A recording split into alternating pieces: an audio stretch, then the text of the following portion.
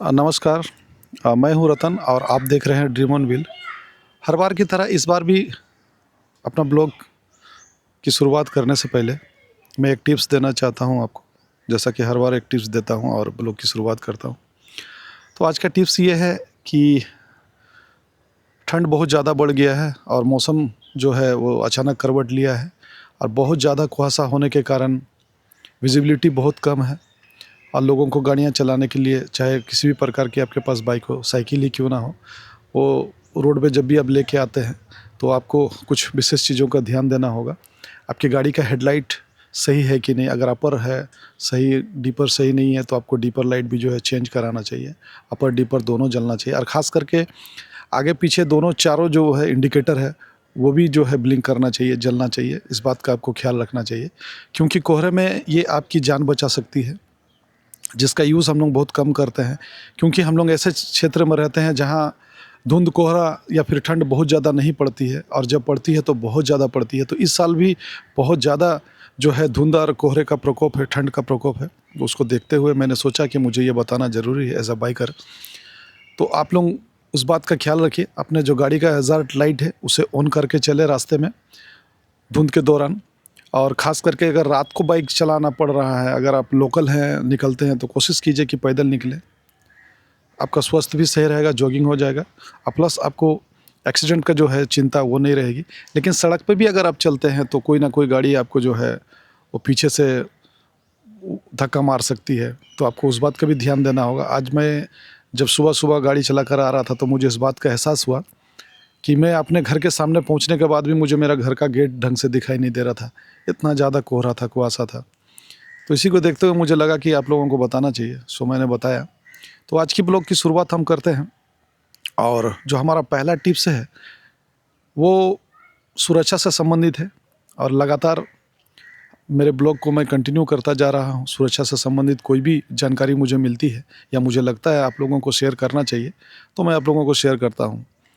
आपने शायद हाल फिलहाल का न्यूज़ देखा होगा, तो उत्तर भारत में बहुत ज़्यादा कड़ाके की ठंड पड़ रही है और काफ़ी लोग पहले जो है गर्मियों में छुट्टियां मनाने बाहर जाया करते थे, लेकिन इस बार जो है वो उत्तरांचल की ओर बहुत ज़्यादा मूव कर रहे हैं।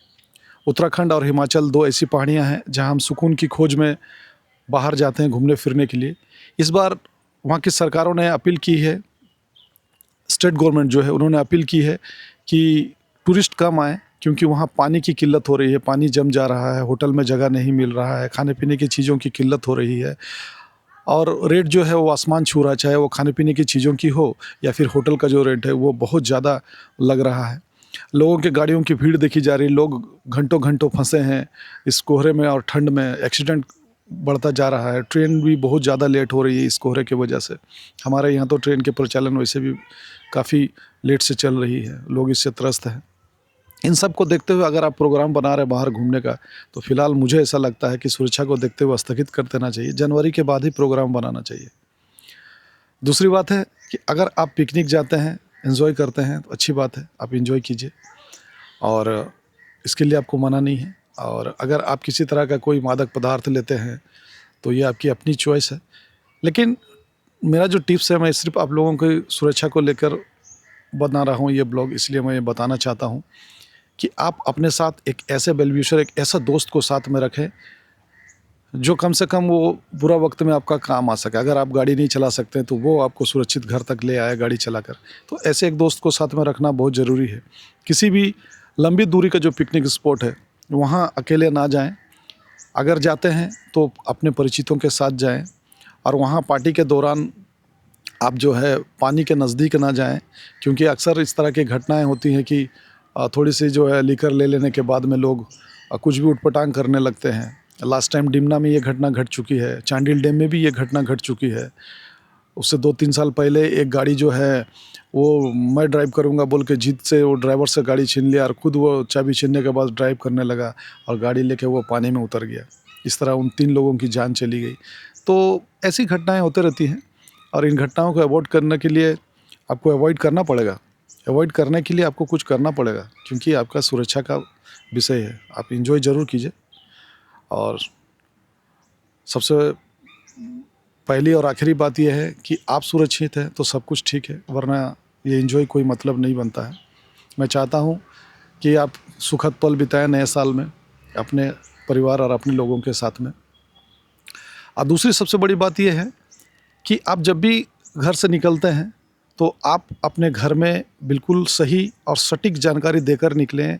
घर में कोई एक ऐसा बंदा हो जिसके पास आपका नंबर तो रहता ही है सबके परिवार के पास में, लेकिन आपके दोस्त के पास भी एक नंबर होना चाहिए, आपका मोबाइल नंबर होना चाहिए और हमेशा मोबाइल ऑन होना चाहिए। आप कहाँ जा रहे हैं, किसके साथ जा रहे हैं और क्यों जा रहे हैं, इसकी जानकारी आपके परिवार को होनी चाहिए।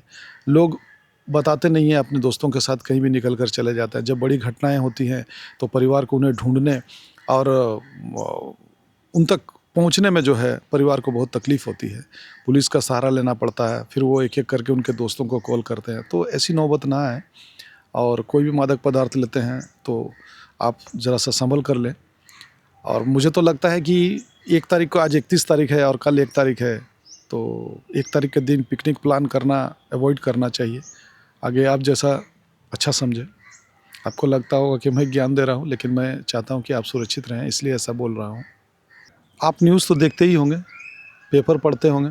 अगर पेपर पढ़ने का समय नहीं है तो कम से कम किसी व्हाट्सएप ग्रुप में भी अगर आप जॉइन किए हैं या फिर आप शामिल हैं उसमें, तो आपको ये पता होगा कि उस ग्रुप के तहत आपको बहुत सारा न्यूज़ जो है पेपर का कटिंग उसमें आता है।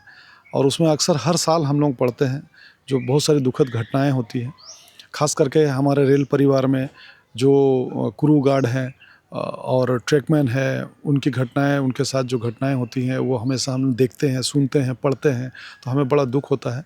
और इसलिए मैंने सोचा कि उनको भी मैं अवेयर कर दूँ, उनको भी थोड़ा-सा मैं बता दूँ।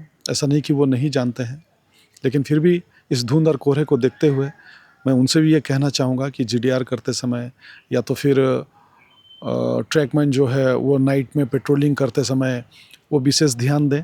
क्योंकि कान की पट्टी, कान में टोपी लगाना या मफलर बांधना, बहुत कस के मफलर बंधा होता है तो पीछे से जो है ड्राइवर को दिखाई तो देता नहीं है धुंध के कारण, लेकिन वो हॉर्न बजाते नहीं हैं, या जहाँ हॉर्न बजाना चाहिए वहाँ वो हॉर्न बजाते हैं, लेकिन हर जगह तो हॉर्न बजाते हुए आगे नहीं आएंगे आपके लिए वो। तो आपको जो है विशेष ध्यान देना होगा। आप जिस लाइन में चल रहे हैं वो अप है या डाउन लाइन है, उस पर ध्यान देना होगा। अगर आप अप में हैं तो अप दिशा में अगर आप चल रहे हैं तो आपको जो है डाउन लाइन से आने की ज़रूरत पड़ती है। क्योंकि अगर आप अप में जा रहे हैं और पीछे से कोई गाड़ी अगर आती है तो आप देख नहीं पाएंगे। इसलिए आपको डाउन लाइन में सफ़र करना चाहिए। अगर अप की तरफ जा रहे हैं तो डाउन लाइन में सफ़र करना चाहिए, ताकि आगे से जो भी गाड़ी आ रही है आप उसका हेडलाइट देख के आप साइड हो सकते हैं। अगर आप ऐसा करते हैं तो आपकी जान बच सकती है, चाहे वो ट्रैकमैन हो या फिर क्रू गार्ड हो। जीडीआर के दौरान अक्सर देखा गया है कि गार्ड रन ओवर हो गया, असिस्टेंट या फिर मास्टर रन ओवर हो गया। आखिर ऐसा क्यों होता है? क्योंकि हम जो हैं, बहुत से लोग ऐसे हैं जिन्हें मैंने देखा है कि वो बहुत कस के वो कान का पट्टी बांध लेते हैं, कान में ठीक से सुनाई देता नहीं है, हॉर्न की आवाज़ सुनाई नहीं देती है उन्हें, वो अपने धुन में रहते हैं काम के। तो ज़रूर आप काम कीजिए, काम पर फोकस कीजिए, पर आपका सुरक्षा होना और रहना बहुत ज़रूरी है।